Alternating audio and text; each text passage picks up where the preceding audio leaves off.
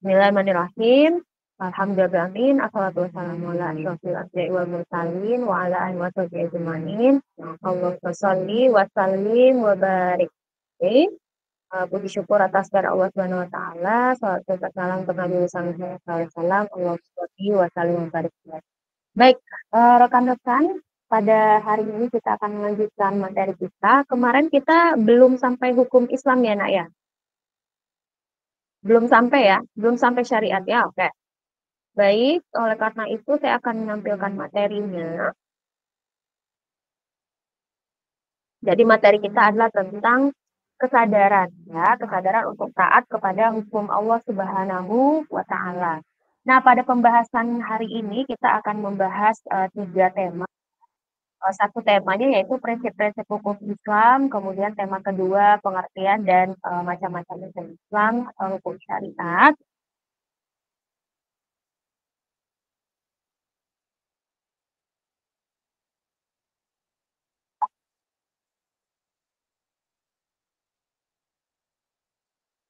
Oke, sebentar.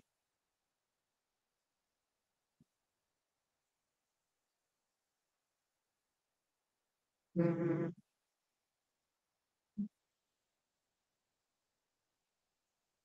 Oke. Nah, yang ketiga kita akan membahas penerapan ya hukum Islam dalam kehidupan. Salah satu studi kasus yang akan kita angkat adalah tentang jaminan kehalalan dan produk ya, baik itu makanan, minuman, dan juga makanan, minuman, parfum dan lain sebagainya ya yang terkait dengan kehalalan dan keharaman produk. Oke, kita akan langsung bahas tentang hukum syariah atau ketentuan hukum ya. Itu dalam bahasa Arab sering disebut sebagai ahkam syariah. Nah, mafhumu syariatul Islamiyah, mafhum ini artinya adalah definisi. Ya, jadi definisi syariat itu adalah ahkamullah. Ahkamullah ini jelas ya, hukum atau ketentuan Allah Subhanahu wa taala al-munazzalatun. Salah itu artinya adalah diturunkan ya, yang diturunkan alal mukallafina kepada semua mukallaf ya. Antum yang sudah baligh itu mukallaf. Ibu juga mukallaf ya. Anak kecil itu tidak mukallaf. Nanti akan saya jelaskan lebih rinci apa itu perbedaan antara yang mukallaf dengan yang bukan mukallaf. Kemudian apa bentuk ketentuan Allah itu min aqaid ya, berupa ketentuan-ketentuan tentang kaedah-kaedah akidah contohnya ya, wa ibadat dan ibadah-ibadah ya, wa muamalat dan contohnya lagi adalah muamalat. Nah, wa akhlak dan akhlak. Jadi ketentuan Allah itu mencakup ketentuan akidah, ibadah, muamalat. Muamalat ini hubungan atau hubungan timbal balik antar manusia ya, contohnya berdagang, sewa menyewa. Nah, itu muamalat. Kemudian akhlak juga mengatur tentang akhlak ya. Ma'murun yang diperintahkan oleh Allah Subhanahu wa taala bittiba'iha untuk mengikuti ketentuan tersebut tobokon sesuai lima ja'a fil Qur'anil Karim, sesuai dengan ayat-ayat wahyu-wahyu yang turun di dalam Al-Qur'anil Karim wa sunnah an-nabawiyah dan sunnah Nabi ya. Jadi hukum syariat itu adalah ketentuan Allah, hukum dari Allah. Jadi siapa yang menyuruh salat? Allah. Siapa yang bikin ketentuan? Allah Subhanahu wa taala. Di mana Allah perintahkan di dalam Al-Qur'an maupun hadis ya atau sunnah an-nabawiyah. Nah, tadi saya jelaskan tentang mukallaf ya. Jadi mukallaf itu adalah manusia ya, manusia yang mempunyai ciri-ciri berikut ini. Nah, apa ciri-cirinya? Yang pertama adalah cirinya berakal. Ya, jadi mukallaf itu adalah manusia yang berakal. Ya, kalau dia tidak berakal, tidak bisa berpikir atau dengan kata lain gila, itu tidak termasuk kepada mukallaf. Ya, yang kedua adalah manusia yang sudah baligh. Nah, ya, baligh itu artinya yang sudah yang laki-laki sudah mimpi basah. Ya, kemudian yang perempuan dia sudah haid. Nah, itu baligh. Ya, atau dia sudah mumayyiz, sudah dewasa bisa membedakan mana yang baik, mana yang buruk. Ya. Kemudian yang ketiga, alladzi balaghathu da'watul Islam. Ya, orang-orang yang sudah menerima dakwah tentang syariat Islam. Dakwahnya dalam bentuk apa? Misalkan kalian dari SD sudah tahu, sholat itu hukumnya wajib. Nah, itu artinya sudah sampai dakwah kepada kalian. Misalkan ibu mengatakan berbohong itu berdosa, berarti sudah sampai dakwah kepada kalian. Sehingga orang yang sudah berakal, sudah balik, sudah sampai dakwah kepada dirinya, maka dia sudah berstatus mukallaf. Apa sebenarnya mukallaf? Mukallaf itu istilah bahasa Arab, ya, berasal dari kata kallafa yukallifu, artinya orang yang diberikan beban, ya, beban ketentuan Allah, beban hukum-hukum Allah. Sehingga kalau beban itu diberikan kepadanya, dia sudah wajib memikul beban itu, maka kalau dia tinggalkan beban itu, dia akan berdosa, ya. Nah, ini mukallaf, sehingga kita semua di sini sudah termasuk kepada mukallaf. Selanjutnya, nah ada beberapa golongan orang, ya, manusia gitu yang tidak termasuk dalam kategori mukallaf. Nah, di dalam hadis yang diriwayatkan oleh Abu Dawud dan juga Tirmidzi disampaikan, ya, hadis ini pertama kali didengar oleh Ali bin Abi Thalib, ya, alaihi salam. Nah, Ali bin Abi Thalib alaihi salam itu menyampaikan hadis ini dari Rasulullah SAW. Rasulullah berkata, Rufi'al qalam. Ya, rufi'a artinya diangkat. Qalam itu pensil. An salasa. Diangkat pena dari 3 golongan. Nah, diangkat pena ini sebenarnya adalah pengandaian, majaz. Maknanya adalah tidak dicatat gitu. Ya, atau tidak dihukum, atau tidak wajib gitu ya, atau terlepaslah kewajiban dari 3 golongan. Kewajiban apa? Kewajiban sebagai seorang mukallaf. Kewajiban sholat, kewajiban ibadah, dan lain sebagainya. Mereka tidak harus melaksanakan ibadah itu. Nah, apa saja itu golongannya? Yang pertama, an-na'im. Ya, an-na'im. Na'im itu berasal dari kata nama, ya, namu, naumun. Na'im. Ya, na'im itu artinya adalah orang yang tidur. Nah, jadi orang yang tidur itu terlepas baginya kewajiban sholat. Misalkan di sini Maulina, ya, jam 5 itu belum bangun, masih tidur, maka tidak berdosa. Tapi seketika Maulina bangun, nah langsung terhitung. Langsung jatuh hukum mukallaf karena di sini hadisnya berbunyi an-naim hatta yastaiqidh. Ya, dari orang yang tidur sampai dia terbangun. Sehingga kalau dia sudah bangun, maka hukumnya adalah dia sudah menjadi seorang mukallaf, ya, sudah kembali gitu kepadanya tanggung jawab itu. Makanya kalau subuh itu ada yang bangunnya telat, silahkan seketika sudah bangun langsung saja laksanakan sholat subuh, ya. Nah, yang kedua adalah wa'an sobi, ya, dari anak kecil hatta yahtalim, sampai dia balik. Nah, anak kecil ini siapa, Bu? Anak kecil ini orang-orang yang belum balik. Ya, laki-laki dia belum mimpi basah, perempuan dia belum haid. Tapi kenapa, Bu? Anak kecil juga diajarkan sholat. Kenapa dia diajarkan mengaji? Kenapa dia dilatih untuk berpuasa? Karena seketika dia sepersekian detik nih ya, sudah mimpi basah, sudah bersuci, sudah mandi wajib, maka sudah jatuh hukum mukallaf baginya. Ya, dia sudah kembali ke posisi menjadi seorang mukallaf lagi. Maka dari situ nggak ada lagi ya waktu untuk belajar sholat gitu. Harusnya sudah dari kecil dia belajar sholat, sehingga ketika dia sudah mimpi basah, sudah suci ya, maka wajib bagi dia untuk melaksanakan ibadah tersebut.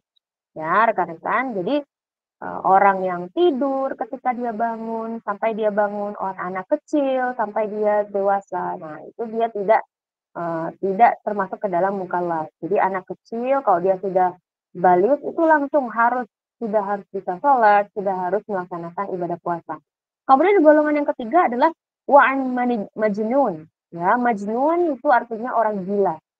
Ya, hatta ya'qil, sampai dia sembuh atau sampai dia bisa berpikir normal, seperti orang normal kembali. Ya, jadi orang gila itu dia tidak ada tuntutan untuk sholat. Nah, tapi seketika dia sudah sadar, sudah sehat, sudah bisa berpikir dengan jernih, maka dia sudah dianggap sebagai seorang mukallaf. Ya, nah ini harus kalian ingat. Kemudian, siapa saja sih orang-orang yang biasanya itu mempelajari atau belajar tentang syariat Islam? Nah, biasanya orang-orang yang mempelajari tentang syariat Islam itu adalah orang-orang yang disebut sebagai mujtahid, ya. Mujtahid itu orang yang melakukan ijtihad. Ijtihad itu berasal dari kata bahasa Arab ya, ijtahada yajtahidu ijtihadun. Artinya adalah menggali hukum dari sebuah perkara. Ya, menggali hukum dari sebuah perkara. Misalkan dia berijtihad, apa sih hukum euthanasia? Atau dia berijtihad, apa sih hukum merokok? Ya. Nah, dan dia itu sebagai seorang mujtahid harus memiliki kemampuan untuk berijtihad dengan syarat-syarat tertentu. Misalkan, kemampuan yang pertama dia harus hafal 500 ayat Al-Qur'an minimal yang berkaitan dengan ahkam syariah. Atau syarat yang kedua, dia wajib menghafal minimal 500 hadis tentang ahkam syariah. Baru dia bisa dikatakan seorang mujtahid, bisa berijtihad. Ya, contohnya para mufti, ulama yang ada di MUI atau ada di lembaga-lembaga kemasyarakatan yang lain, ya, para profesor di bidang hukum Islam, di kampus-kampus Islam. Nah, itu beberapa di antara mereka ada yang tergolong mujtahid. Tapi yang jelas mujtahid ini yang sudah pasti itu menjadi seorang mujtahid adalah misalkan Imam Syafi'i, ya, Imam Hambali, Imam Ahmad, itu mujtahid. Ya, bahkan sudah bergelar imam mazhab, sudah punya mazhab sendiri. Ya. Nah, dan seorang mujtahid yang bisa menentukan ketentuan syariat, ya, maksudnya menganalisis apa hukum dari ketentuan syariat itu harus menggunakan ilmu-ilmu yang akan membantu dia untuk berijtihad. Apa saja ilmunya? Ilmunya ada ilmu usul fikih, ya, ada ilmu fikih, ada ilmu qawaid usuliyah, ada ilmu al-qawaid al-fiqhiyah. Nah, jadi ada banyak ini ilmu-ilmunya. Nah, yang pertama ilmu usul fikih. Ilmu usul fikih itu kajiannya adalah mengkaji nas atau ayat Al-Qur'an.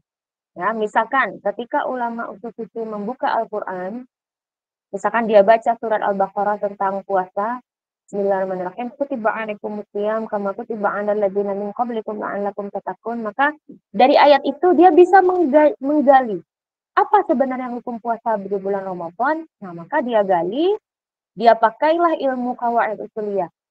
Kutiba ini menunjukkan kewajiban, maka al-aslu fil amri al-wajib. Hukum puasa Ramadan adalah wajib.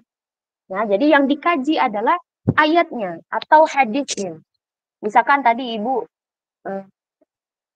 membacakan tentang hadis ya tentang 3 golongan yang tidak menjadi mukallaf. Nah, terus saya terjemahkan dalam perspektif kebahasaan atau usuliyah. Itu disebut sebagai kegiatan usul fikih. Ya, kegiatan usul fikih itu namanya. Karena dia mengkaji nas Al-Qur'an dan hadis. Kemudian ada ilmu fikih. Nah, apa ini ilmu fikih? Ilmu fikih itu objek kajiannya adalah perbuatan ulama. Misalkan ada yang minum berdiri. Nah, ditanyalah oleh si A, "Ibu, si C itu minum berdiri. Apa hukumnya minum berdiri?" Nah, kalau yang ditanyakan perbuatannya, maka ini kajiannya adalah subkajian ilmu fikih. Ya, karena yang dilihat, yang diamati adalah perbuatannya.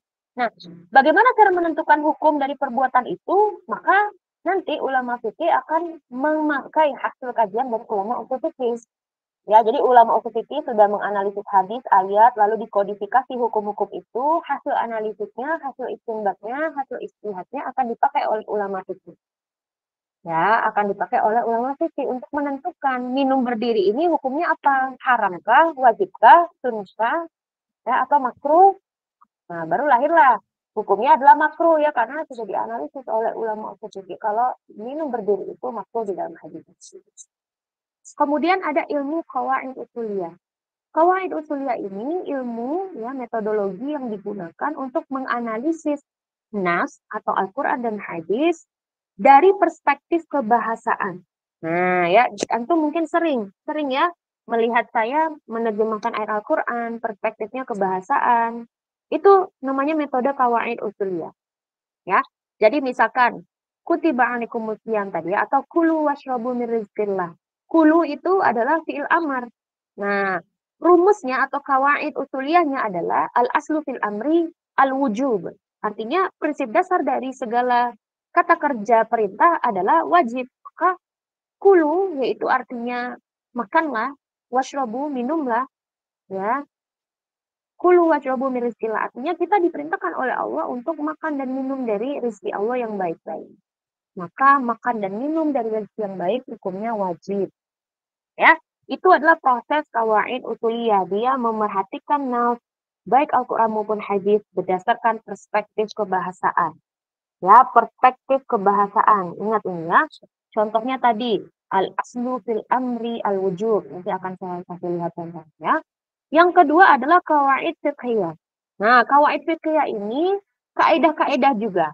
Ya, kaidah-kaidah. Qawaid ini jamak dari qaidah. Artinya ya sama ya, sudah diserap dalam bahasa Indonesia. Artinya kaidah-kaidah. Nah, jadi kaidah itu serapan dari bahasa Arab ya. Al-fiqhiyah apa itu? Kaidah-kaidah yang menganalisis perbuatan mukallaf. Nah, jadi yang dianalisis perbuatan mukallafnya.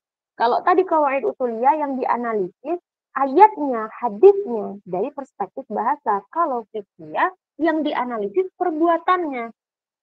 Ya, misalkan dia menganalisis perbuatan orang yang ragu-ragu rakaat sholat. Sering nggak tuh antum ragu rakaat sholat? Udah sholat. Aduh saya ragu apakah ini sudah 2 rakaat atau baru 1 rakaat atau sudah 3 rakaat ya, maka yang dianalisis adalah perbuatan mukallaf. Misalkan kalian ragu rakaat salat, ada qawaid fiqhiyah yaitu salah satu qawaid kubro. Jadi qawaid ini banyak jenisnya, ada salah satunya jenis qawaid kubro. Salah satu contoh kaidahnya adalah al yaqinu la yazalu bisyak. Artinya keyakinan tidak bisa dikalahkan oleh keraguan. Ya, jadi kalau orang sudah yakin tidak mungkin dikalahkan oleh keraguan. Al-yaqinu la yazalu bisyak. Ya, contohnya, antum sholat, antum yakin sudah 1 rakaat, tapi ragu sudah 2 rakaat, maka yang diambil adalah yang yakin. Yaitu yakin sudah melaksanakan 1 rakaat. Ya, jadi al-yaqinu la yazalu bisyak, itu salah satu bentuk dari kaidah fiqhiyah ya yang menganalisis perbuatan mukallaf. Ya, jadi kalau antum ragu sudah 1 rakaat tapi yakin sudah 2 rakaat berarti sudah yakin ya. Atau perkara yakin atau tidak sudah berwudu itu juga masuk. Ya, antum yakin belum berwudu, ragu sudah berwudu, maka ambillah yang yakin. Karena kaedahnya al yaqinu la yazulu bisyak. Keyakinan tidak bisa dikalahkan oleh keraguan. Nah, itu dia cabang-cabang ilmu yang digunakan oleh para mujtahid untuk beristihad atau menggali hukum dari sebuah fenomena atau perbuatan salah. Nah, sekarang kita akan coba ya mendefinisikan gitu ilmu fikih. Ya, apa itu ilmu fikih? Fikih itu secara kebahasaan artinya adalah pemahaman atau paham. Ya, artinya adalah paham atau pemahaman. Kita lihat di sini lugotan. Lugotan itu artinya definisi secara kebahasaan atau etimologi. Artinya al-fahmu ya atau pemahaman atau paham.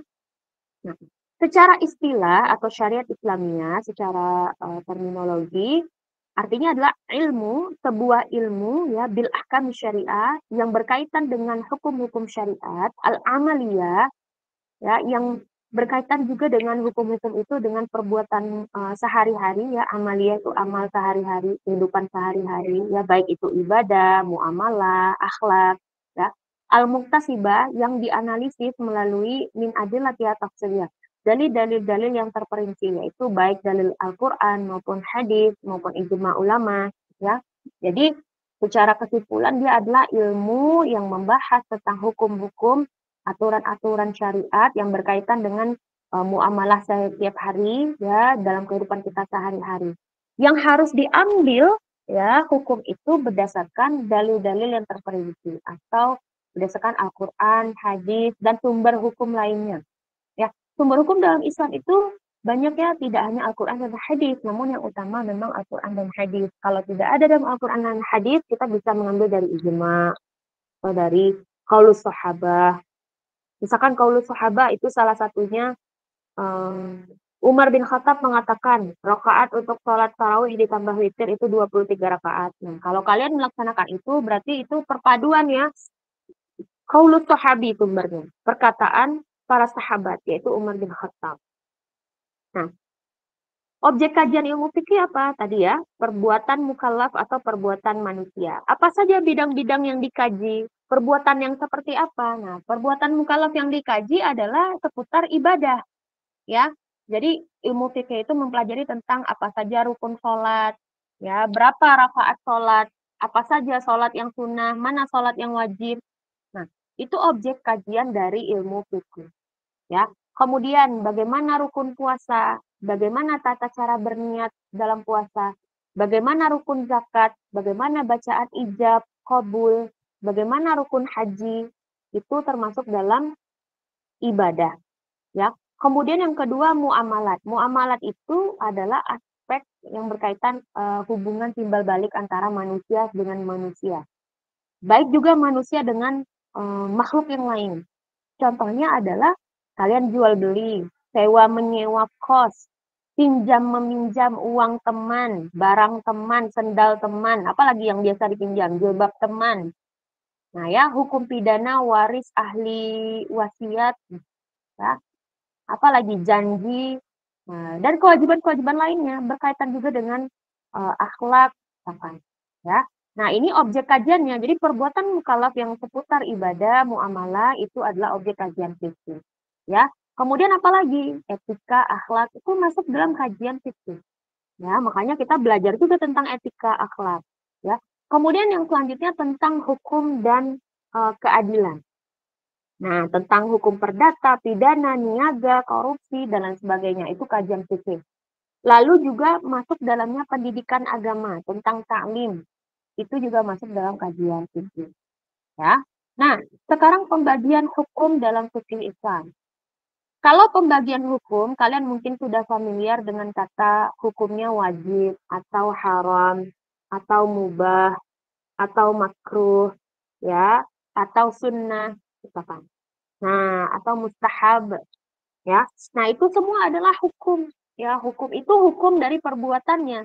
Nah, ada lagi hukum itu berdasarkan perintah Allah, misalkan al-ijab.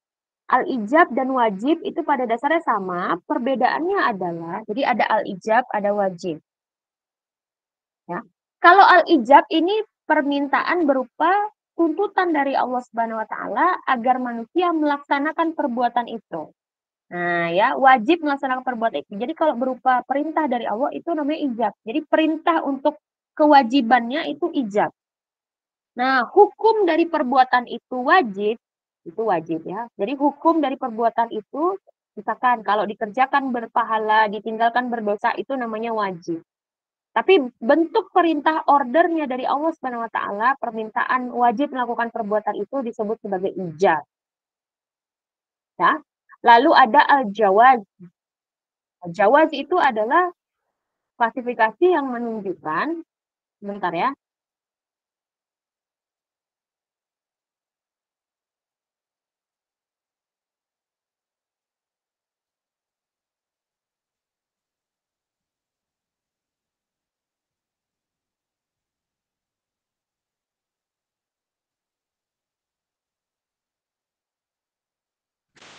Ya, jadi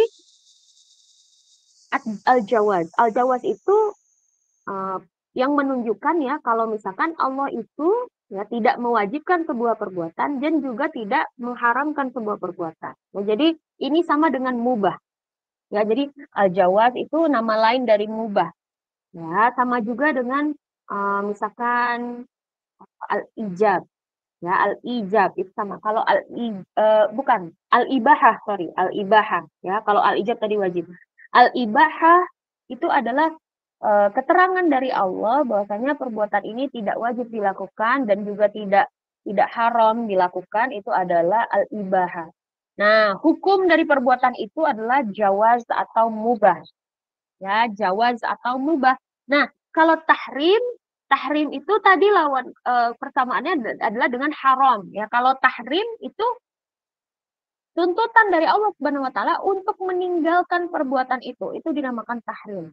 Untuk menjauhi, meninggalkan, tidak boleh melaksanakan berupa perintah dari Allah yaitu tahrim. Misalkan tahrimuz zina. Ya, Allah memerintahkan meninggalkan zina. Nah, tapi kalau hukum perbuatannya haram. Nah, hukum ini berkaitan dengan kalau dilakukan dia berdosa, ya kalau ditinggalkan maka berpahala, itu disebut sebagai haram. Hukumnya haram. Ya, kalau perintah dari Allah untuk meninggalkan itu tahrim. Nah, ada lagi namanya mustahab. Ya, nah mustahab itu sama dengan mubah ya, yaitu tindakan yang dianjurkan tapi tidak diwajibkan. Al-mubah ya itu tindakan yang diperbolehkan, tidak ada larangan khusus. Kalau dikerjakan pun nggak berpahala ya, karena dia boleh sifatnya. Nah, ada lagi sunnah. Nah, sunnah ya, sunnah itu berarti kalau dikerjakan berpahala, kalau ditinggalkan tidak apa-apa ya. Nah, kemudian sunnah itu lawannya mustahab. Ya, lawannya mustahab. Mustahab was sunnah gitu. Ada yang disebut lagi makruh. Makruh itu hukum dari perbuatannya, yaitu minum itu hukumnya makruh. Nah, tapi perintah ya untuk meninggalkannya itu mendapat pahala, dan kalau melakukannya tidak berdosa, yaitu berupa perintah dari Allah, maka itu namanya karoha, ya al-karoha. Al-karoha. Nah, makruh itu hukumnya. Kemudian haram tadi sudah kita jelaskan juga itu hukumnya. Ya. Jadi ada al-ijab dan wajib, mustahab dan sunnah, lalu ada ibahah dan mubah, ya. Ada apa lagi? Karohah dan makruh, ada tahrim wal haram. Nah, ini harus kalian ingat, mereka itu berpasangan. Ya. Lalu ada hukum Allah yaitu darurah. Nah, darurat ini berkaitan dengan situasi darurat ya, di mana tindakan yang awalnya itu dilarang, lalu kemudian mendapat pengecualian. Ya, jadi ada perbuatan, tindakan yang haram, lalu dia dapat pengecualian. Contohnya, ya, kalian tidak mungkin haram gitu melaksanakan sholat zuhur di waktu asar. Tapi karena kalian dalam perjalanan lebih dari 80 kilometer berhari-hari, ya sudah sampai batasnya, maka diberikan pengecualian, boleh melakukan jamak atau boleh juga ditambah kasar salat. Itu namanya daruroh ya, daruroh. Atau lagi yang daruroh, wajib hukumnya menghadap kiblat ketika sholat. Nah, darurohnya antum lagi di mobil. Mobil itu terus bergerak, tidak selalu berhenti atau diam di satu titik, atau tidak menghadap kiblat lah. Maka dalam darurat boleh melaksanakan sholat dalam kondisi seperti itu, namanya darurat. Ya, apalagi kalau darurohnya yang mengancam jiwa. Mungkin sudah kita bahas juga ya minggu yang lalu. Misalkan ada orang sholat, datang gempa ya, maka daruroh adalah boleh dia membatalkan sholat itu dan memilih untuk melindungi dirinya. Ya, hifdzun nafas. Namanya melindungi diri karena ada sesuatu atau sebab ya yang mengancam jiwa. Maka wajib bagi dia untuk melindungi jiwanya. Ya, wajib bagi dia untuk melindungi jiwanya. Oke. Saya mencari charger ini sekarang. Bentar ya. Wajib bagi dia untuk melindungi jiwanya. Oke, terus yang selanjutnya ada hukum tasarruf. Tasarruf itu pembagian yang berkaitan dengan tindakan atau keputusan yang dapat diwakilkan. Ya, misalkan dalam berbisnis, antum mau tanda tangan yang tanda tangan atas nama itu tasarruf. Atau misalkan antum mau berbisnis, lalu ada investor, itu juga tasarruf. Ya, atau antum punya perusahaan, antum pekerjakan karyawan, itu juga tasarruf ya. Artinya karyawan itu representasi dari owner yang punya bisnis. Itu tasarruf.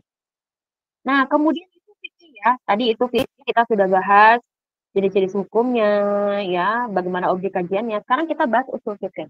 Nah, usul fikih itu maknanya usul fikih itu terdiri dari dua kata ya, atau terdiri dari frasa. Kata pertama adalah usul. Usul itu artinya prinsip, azas, atau dasar, atau dalil. Ya. Fikih tadi sudah tahu ya artinya pemahaman. Nah, jadi maknanya kalau secara bahasa berarti dalil-dalil tentang pemahaman atau kaidah untuk membuat kita paham lah. Kalau secara terminologi, maknanya adalah al-qawaid ya, kaidah atau prinsip atau metodologi ya alladzi yatawassalu biha, yang membantu para ulama untuk sampai, ya tawassul itu untuk sampai ilas istinbatil ahkam syariah, untuk menggali hukum syariat. Ya, istinbat itu artinya menggali hukum Islam min adillatiha atau silih dari dalil-dalil sumber-sumber utama yang terperinci. Ya, jadi dia itu metodologi untuk menggali hukum Islam dari sumber-sumber utama. Ya, menggali hukum Islam dari sumber-sumber yang utama. Makanya di situ objek kajiannya adalah syariat ya, objek kajiannya adalah sumber hukum. Apa saja objek kajiannya? Sumber hukum tidak hanya Al-Quran dan hadis, ada banyak ya, contohnya ijma'. Nah, misalkan ijma' ulama menyatakan merokok itu makruh. Nah, atau qiyas, ya, qiyas contohnya mengkiaskan menekan tombol oke atau transfer sebagai ijab dalam pembayaran zakat atau istihsan, ya, maslahah mursalah atau uruf budaya adat gitu ya. Kemudian misalkan uruf atau adat ini contohnya Maulid Nabi itu kan uruf, ya uruf. Kemudian istishab, syadzul dzara'i' atau qaulus sahabah. Qaulus sahabah tadi ya, misalkan Umar bin Khattab dia berkata sholat tarawih dan witir tadi bisa jadi 23 rakaat. Nah, antum mungkin ada yang melaksanakan itu dasarnya adalah qaulus sahabah, ya. Nah, kemudian usul fikih tadi ya, ilmu yang membahas metodologi, prinsip-prinsip yang digunakan untuk menafsirkan hukum-hukum dari sumber-sumbernya, ya. Jadi dia menggunakan sumber hukum sebagai bukti hukum untuk mencapai kesimpulan yang akurat, ya, kesimpulan hukum yang akurat gitu. Jadi dia tidak memerhatikan perbuatan manusia. Yang dianalisis itu benar-benar cuma sumber, ya, Al-Quran, hadis, ijma itu yang dia pelototin setiap hari, gitu ya. Nah, tujuannya adalah untuk memahami ya dasar-dasar teoritis, aturan-aturan dalam menetapkan hukum Islam. Siapa yang menetapkan hukum Islam? Tadi ya, ulama fikih. Karena dia yang memperhatikan dan melihat, menganalisis perbuatan mukallaf. Ini ini masih ngajar mau balik sekarang. Ya, baju lapangan udah jadi, terus mau ke ruangan ya. Ada hak. Yeay. Eh, tanggal? Ya, bisa. Yes. Nah, jadi objek kajian dari usul fikih itu adalah sumber hukum syariat ya. Nah, sekarang tadi kita sebutkan qawaid ya. Mungkin sudah saya jelaskan juga agar lebih detail ini biasanya qawaid usuliyah ini dipakai oleh ulama usul fikih. Ya, kenapa? Karena ini adalah prinsip umum atau kaidah umum yang digunakan untuk menganalisis dalil ya atau sumber hukum atau nas Al-Quran dan hadis. Jadi objek kajiannya juga nas ya. Tapi yang digunakan adalah pendekatan kebahasaan.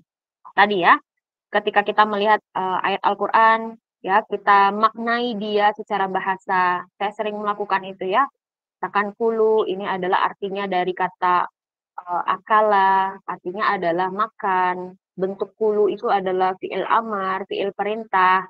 Maka al-aslu fil amr al-wujub. Maka kalau ada fi'il perintah, ini adalah bentuk dari kewajiban dari sebuah tindakan. Ini adalah perspektif kebahasaan, ya, cara untuk memakai ilmu qawaid usuliyah. Nah, kemudian ada lagi qawaid fiqhiyah. Qawaid fiqhiyah ini yang prinsip-prinsip umum digunakan dan diterapkan untuk menganalisis perbuatan tadi ya. Bagaimana kita menganalisis orang yang lupa rakaat ketika sholat. Nah, jadi objek kajiannya ya perbuatan para mukallaf. Perbuatan para mukallaf. Ya, perbuatan para mukallaf. Nah, dalam konteks hukum Islam atau penerapan hukum. Nah, itu diantara perbedaan antara qawaid usuliyah dengan qawaid fiqhiyah. Nah, di sini ada jenis-jenis qawaid ya. Jadi kaidah atau qawaid dalam syariat itu ada banyak pembagiannya. Ada kaidah usuliyah, kaidah fiqhiyah, ada dobit fiqhiyah. Nah, yang akan kita fokuskan adalah kaidah fiqhiyah. Ya, kaidah fiqhiyah terdiri dari dua. Ada kaidah kubro atau kaidah besar, lalu ada kaidah sugro atau kaidah tidak besar atau kaidah kecil. Nah, kaidah sugro ini juga banyak jenisnya. Ya, nanti akan kita coba implementasikan, berikan contoh. Nah, how to understand, bagaimana sih kita mengetahui dan memahami ketentuan syariat? Saya akan ilustrasikan ya. Misalkan, turun Al-Quran, ada hadis Rasulullah. Nah, hadis Rasulullah dan Al-Quran itu disebut sebagai dalil-dalil. Ya, dan mereka ini dijadikan hujjah. Hujjah itu artinya sumber, ya, sumber utama untuk menentukan hukum. Lalu datanglah ulama usul fikih, nah dia lakukanlah proses ijtihad atau istinbatul hukum atau proses menggali hukum. Ya, dari nas-nas tersebut, dia lihatlah Al-Baqarah ayat berapa, ini apa hukumnya. Lalu ketika sudah dihasilkan hukumnya, akan dikodifikasi ya dalam bentuk buku kah, dalam bentuk paper, dan lain sebagainya. Nah, hasil istinbat tadi berupa hukum ya, karena ulama usul fikih harus menghasilkan istinbat dalam bentuk hukum. Hukum-hukum tadi akan digunakan oleh ulama fikih untuk menjustifikasi perbuatan mukallaf. Ya, ketika lihat mukallaf merokok, maka dia akan sampaikan hukum merokok adalah makruh atau hukum merokok adalah haram atau hukum makan babi adalah haram. Nah, jadi ulama fikih itu dia tinggal memakai hasil analisis dari ulama usul fikih. Nah, dicocokkan dengan perbuatan mukallaf yang dia analisis. Nah, kemudian perbuatan mukallaf tadi, nah baik itu dalam bentuk ibadah, muamalah, akhlak dan lain sebagainya. Kalau nanti para ulama fikih ini bingung menentukan hukum karena tidak secara eksplisit atau tidak secara terang-terangan dijelaskan di dalam Al-Qur'an dan hadis, juga tidak disebutkan dengan spesifik oleh ulama ushul fikih, maka dia bisa memakai bantuan kaidah fikih ya, yaitu premis-premis ya, rumus-rumus yang digunakan, prinsip-prinsip yang digunakan ya untuk menentukan hukum dari perbuatan itu. Tadi contohnya orang yang ragu rakaat dalam sholat, maka dia bisa memakai kaidah fikih ya al-yaqinu la yazalu bisyak. Itu cara mengetahui dan memahami ketentuan syariat. Sekarang coba kita aplikasikan ya. Kita aplikasikan misalkan ada ayat nih, surat Al-Baqarah ayat 168 berbunyi ya Yuhannas kulu mimma fil ardi halalan thayyiba wa la tattabi'u khutuwatis syaitan innahu lakum aduwwum mubin. Ya, wahai manusia, makanlah sebagian makanan yang di bumi yang halal lagi baik, janganlah mengikuti langkah-langkah setan, sesungguhnya ia bagimu merupakan musuh yang nyata. Kita perhatikan, kita coba ya berakting sebagai ulama usul fikih. Nah, maka kita menjadi seorang mujtahid, kita bertugas untuk menggali hukum dari ayat ini. Ya, kita mau menentukan hukum dari ayat ini. Maka kita bisa memakai kaidah usuliyah. Ya, kita pakai dulu kaidah usuliyah, yaitu kaidah kebahasaan. Ya, rekan-rekan, kita pakailah kaidah kebahasaan. Nah, apa itu kaidah kebahasaan? Jadi kita ambil salah satu istilah atau ayat ya, nas kata dalam ayat ini yang menunjukkan ada kaedahnya. Contohnya kata kulu. Kulu ini adalah fi'il amar ya atau kata kerja perintah yang menunjukkan kewajiban, sehingga dari ayat ini bisa kita analisis bahwasanya ada perintah atau ada kewajiban untuk memakan yang halal dan baik, halalan thayyiban, halal dan baik dari hasil bumi. Nah, apa rumusnya? Rumusnya adalah al-aslu fil amri, prinsip dasar dari kata kerja perintah, al-wujub adalah wajib. Maka hukum memakan yang halal dan thayyib itu wajib. Kemudian misalkan, oh hanya yang halal dan thayyib, bagaimana cara kita mengetahui mana yang halal, mana yang thayyib? Nah, maka kita membutuhkan bantuan dari kaidah fikih ya, untuk mengetahui mana saja yang baik, mana saja yang tidak baik. Nah, maka ulama merumuskan kaidah fikih yaitu al-aslu fil asya al-ibahah. Artinya adalah prinsip dasar dari segala sesuatu adalah mubah. Ya, kecuali illa madalla dalilu ala tahrimihi, kecuali ada dalil yang menunjukkan keharamannya. Ya, jadi prinsip dasar dari segala sesuatu adalah boleh, kecuali ada dalil yang melarangnya. Dari sini bisa nih diperjelas ya oleh para ulama. Oh, tadi katanya kita wajib untuk memakan yang baik dan thayyib, yang halal dan thayyib. Nah, mana yang halal dan thayyib? Yaitu sesuatu yang tidak ada larangannya. Ya, maka dari sini bisa disimpulkan bahwasanya menurut ulama fikih, mukallaf diwajibkan memakan hanya yang halal dan wajib meninggalkan yang haram. Maka ulama fikih bisa menganalisis, harus mencari, ya ulama usul fikih harus mencari mana nih dalil-dalil yang menunjukkan keharaman. Ya, nah langkah selanjutnya harus diketahui mana dalil-dalil yang menunjukkan keharaman. Nah, dari situ bisa kita simpulkan ya bahwa sumber ketentuan syariat dalam kehalalan itu bisa kita cari di nas Al-Qur'an. Ya, coba kita cari mana nih yang menunjukkan keharaman. Misalkan kita buka Al-Qur'an, ya, di ayat ini kita lihat, kata Allah, "Innama harrama 'alaikumul maitata waddama wa lahmal khinzir wa ma uhilla li ghairillahi bih." Nah, kata Allah, Allah hanya mengharamkan, ya, maitah. Ternyata yang diharamkan adalah bangkai. Yang kedua apa lagi? Waddam, dan darah. Di ayat yang lain disebutkan daman masfuhan. Di ayat yang lain disebutkan darah yang mengalir. Ya, kemudian yang ketiga walahmul khinzir, dan daging babi. Nah, wa ma uhilla bihi li ghairillah, dan segala hewan yang disembelih bukan dengan menyebut nama Allah Subhanahu wa taala. Nah, ini diharamkan. Ya, tadi kan al-aslu fil asya al-ibahah, segala sesuatu itu boleh, illa madalla dalilu ala tahrimi. Nah, ini dia, dalil yang mengharamkan. Maka yang disebutkan dalam dalil ini yang menjadi haram. Ini kebalikan untuk ibadah ya. Kalau ibadah semuanya itu haram kecuali ada perintah yang memerintahkan. Antum itu sholat karena ada perintah. Antum puasa karena memang ada perintah. Jadi tidak boleh membuat-buat ibadah. Tapi kalau muamalah, makanan, itu hukum dasarnya mubah kecuali ada yang mengharamkan. Nah, hadisnya apa di sini? Nah, hadisnya misalkan innal halal bayyin wa innal haram bayyin. Sesungguhnya yang halal itu jelas dan yang haram itu jelas. Wa bainahuma umurun mutasyabihat. Dan yang ada di antaranya itu adalah perkara-perkara syubhat. Nah, ya, dan kita disarankan untuk meninggalkan perkara syubhat. Misalkan masih masih ada nih yang tidak jelas dari dalil ini, kan masih tidak jelas ya, maka harus kita lihat dalil kaidah fikih, ya, al yaqinu la yazulu bisyak. Misalkan kita yakin katak itu tidak boleh dimakan. Nah, tapi kita ragu katak itu boleh dimakan. Maka dalam hal ini ya Anda harus mengikuti keyakinan ya. Ini kalau benar-benar tidak mengetahui sebuah hukum.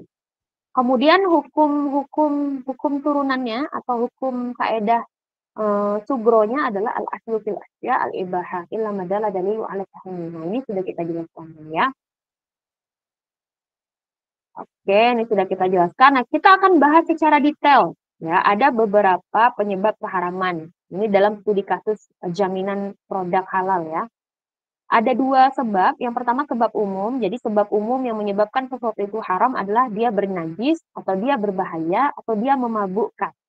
Ya, bernajis ini secara zat. Misalkan daging babi, ya, daging harimau. Berbahaya ini karena dia bisa membuat seseorang meninggal atau menyebabkan penyakit.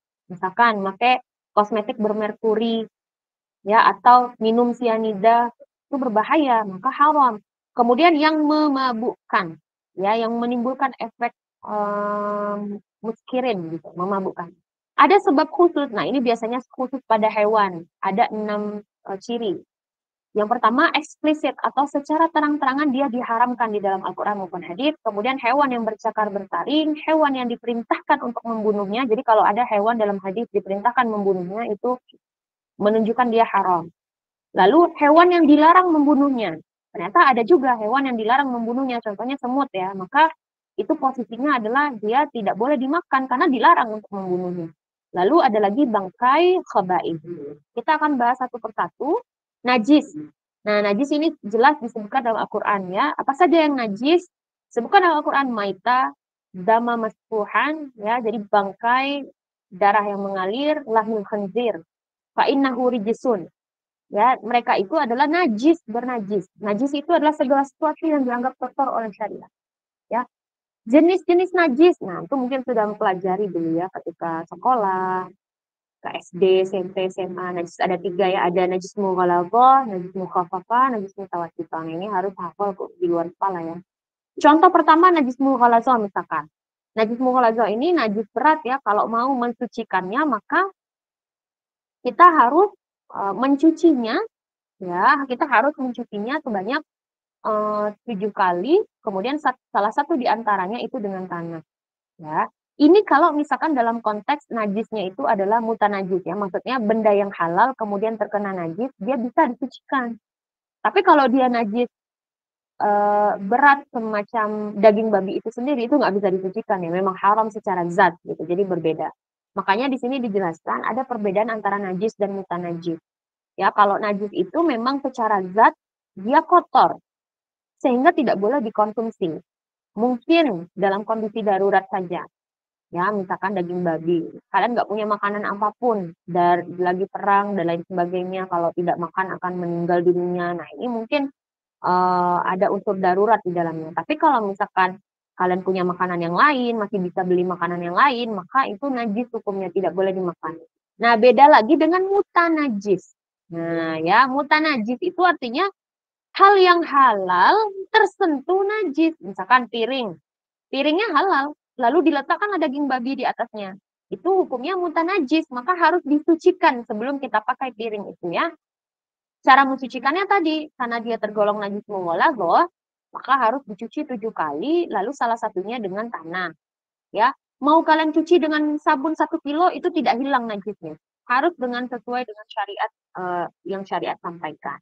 Ya. Kemudian yang selanjutnya, ini baterai saya udah hampir habis ya. Lalu yang berbahaya, ya berbahaya itu ada 2 jenis. Yang pertama mematikan, yang kedua itu menimbulkan penyakit. Jadi kalau kalian pakai kosmetik bermerkuri menimbulkan penyakit itu haram. Roti kadaluarsa juga, mau dia roti tidak ada babinya, kalau dia kadaluarsa itu haram karena dapat menimbulkan penyakit. Ya, makan makanan yang berformalin, makan bakso yang berformalin secara sadar itu juga haram. Kemudian yang memabukkan, nah ini jelas ya. Tentang memabukkan ini artinya minuman yang memabukkan ya, bedakan karena istilah alkohol dan khamar itu berbeda ya. Kalau menurut fatwa MUI ya, yang disebut sebagai minuman keras yang memabukkan itu adalah minuman yang mengandung kadar alkohol 1%. Nah, kemudian kalau misalkan alkohol yang ada dalam parfum gimana Bu? Kalau etanol itu masih dibolehkan. Nah ya, etanol itu masih dibolehkan. Nah, kemudian sekarang kita bahas syarat-syarat untuk khusus kepada hewan.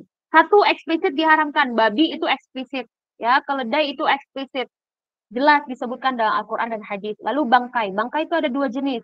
Satu, bangkai maita. Artinya bangkai hewan yang mati. Baik matinya dipukul, mati terjatuh, mati ditanduk hewan lain, mati digigit hewan lain, mati tidak wajar, mati sakit. Ya, kalau misalkan dia digigit hewan, lalu dia belum mati, lalu kita coba menyembelihnya, nah baru dia mati itu bisa jadi hukumnya menjadi halal. Yang kedua adalah penyembelihan yang tidak halal dikarenakan ada sebab-sebab tertentu. Ya, misalkan ayam, dia disembeli, ayam kan halal, dia disembeli tapi tidak sesuai dengan ketentuan syariat, maka dia menjadi haram, menjadi bangkai, tidak boleh dimakan. Apa syaratnya?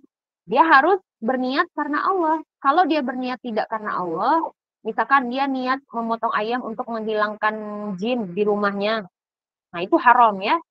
Lalu yang menyembelih harus seorang muslim atau ahli kitab. Kalau yang menyembelih misalkan orang Hindu, maka tidak halal hasil penyembelihan ayam itu.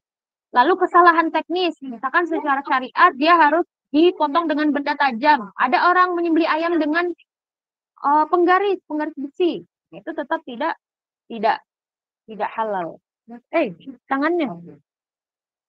Lalu yang keempat adalah harus mengucapkan basmalah. Ya, kalau tidak mengucapkan basmalah maka tidak menjadi halal. Ya, nah perkara basmalah ini sebenarnya juga terdapat beberapa pendapat ulama.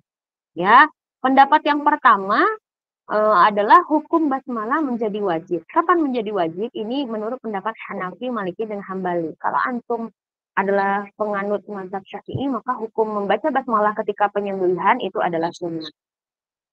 Nah, syarat selanjutnya adalah hewan yang bertaring, ya, bercakar bertaring. Kalau bercakar berarti ini hewan darat. Bercakar nih hewan unggas ya, sorry. Kalau dia bertaring itu hewan yang di darat, misalkan harimau. Burung gimana Bu? Ayam kayaknya bercakar. Nah, yang dimaksud cakar di sini adalah cakar yang digunakan untuk berburu hewan lain. Kalau ayam tidak untuk berburu hewan lain ya cakarnya, itu jadi berbeda. Burung juga demikian. Kalau burung merpati punya cakar gitu ya. Nah, itu bukan untuk berburu gitu, untuk menggali tanah ya. Nah, makanya juga unggas itu ulama mengatakan ada ciri-ciri unggas yang halal. Misalkan ada seolah-olah kalung ya, bulunya seolah-olah menjadi kalung di lehernya. Nah, itu menjadikan unggas itu halal. Ya, nah ini hewan yang bertaring, bercakar itu haram. Kemudian hewan yang dilarang membunuhnya. Ya, contohnya semut, lebah, burung burgut, burung tua itu dilarang membunuhnya. Kemudian kata juga, ya dalam hadis disebutkan anak tabibah, ada seorang tabib, dokter ya, yang bertanya pada Rasulullah, sa'ala Nabi, katanya anitifuda, tentang katak.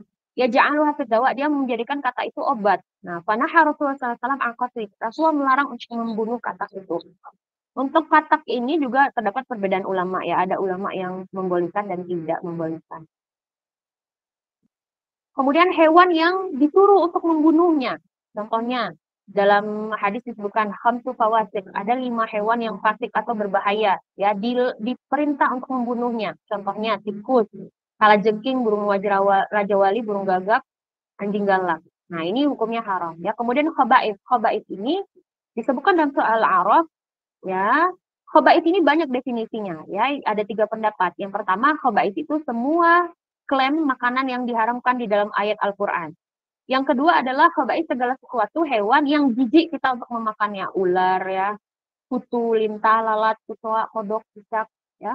Kemudian ada khaba'ith yang berarti bangkai yang tiba-tiba dihalalkan oleh orang, nah maka itu menjadi khaba'ith, dia tidak boleh dihalalkan. Khaba'ith itu kan artinya adalah khabithah.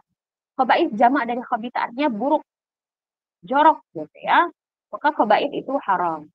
Nah, pendekatan yang diambil oleh individu dalam menerapkan hukum Islam ini artinya terkait dengan bagaimana cara kita beramal ya. Contohnya kalian dalam konteks ini adalah taklid ya. Misalkan Fajar itu mungkin bisa jadi Fajar tidak tahu apa ayat Al-Quran yang menunjukkan kewajiban sholat Jumat. Dia tidak tahu ayatnya mungkin, tidak tahu surat berapa.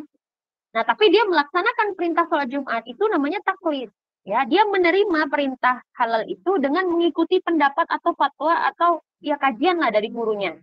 Ya, atau misalkan kalian puasa Ramadan, kalian juga nggak tahu itu ayatnya ayat berapa, nggak tahu bagaimana cara menganalisisnya, mengistinbat hukumnya. Itu namanya taklid. Yang tidak boleh itu taklid buta. Kita mengikuti pendapat ulama, kalau ada orang yang berbeda dengan ulama yang kita ikuti, kita kafirkan. Nah, itu namanya taklid buta, tidak boleh. Rata-rata orang-orang itu orang-orang awam yang tidak belajar agama, tidak maksudnya tidak punya kapasitas secara knowledge ya dengan agama, biasanya dia akan taklid. Misalkan perintah berzakat fitrah, kalian nggak tahu hadisnya bunyinya seperti apa. Nah, itu taklid, tapi tetap kalian laksanakan.